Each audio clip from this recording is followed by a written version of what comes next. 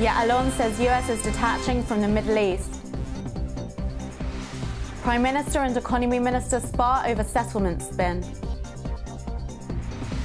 Spielberg says world must act on Holocaust lessons. And Fox rejects SodaStream ad over digs at Coke and Pepsi.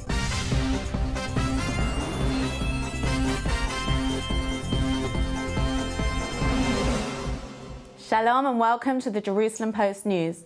The top stories for January 28.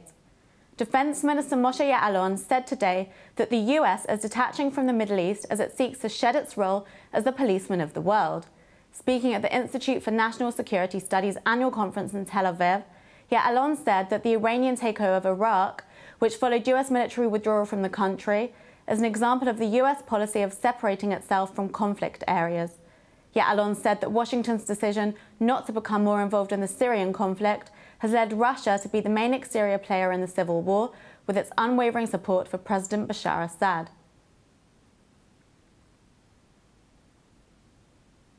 Tensions between Prime Minister Benjamin Netanyahu and Economy Minister Naftali Bennett reached new heights yesterday as they battled over the possibility of Jewish communities in the West Bank remaining in a Palestinian state. The fight began when Netanyahu's office floated an idea about leaving Jewish communities in the territory that would be transferred to Palestinian control in a potential peace deal. Bennett called the idea dangerous and said it reflected a lack of values.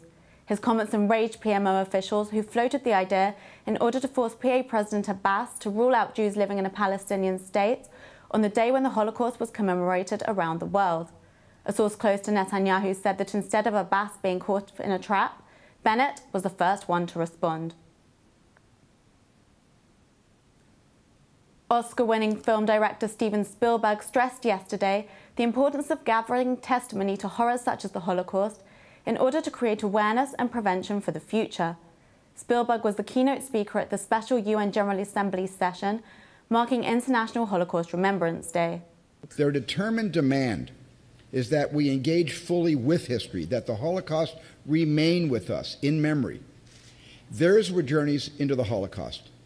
They cannot emerge from it, and neither can the world until there are no more genocides, until the unthinkable becomes impossible.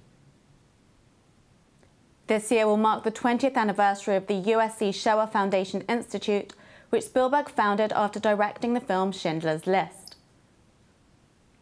And US TV network Fox has rejected a Super Bowl ad by SodaStream featuring actress Scarlett Johansson over its digs at Coca-Cola and Pepsi, who are themselves major advertisers. If only I could make this message go viral.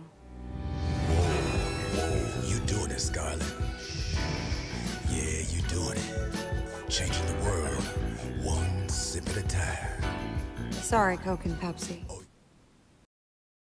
SodaStream Chief Marketing Officer Ilan Nakash told the Jerusalem Post that Fox didn't give an explanation on why the ad was rejected, but he suspects there may have been pressure by companies to ban the ad.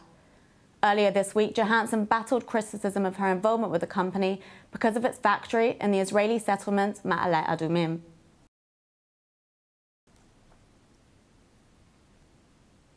That's it for today. We'll be back tomorrow with more news from Israel. Until then, shalom from the Jerusalem Post studio.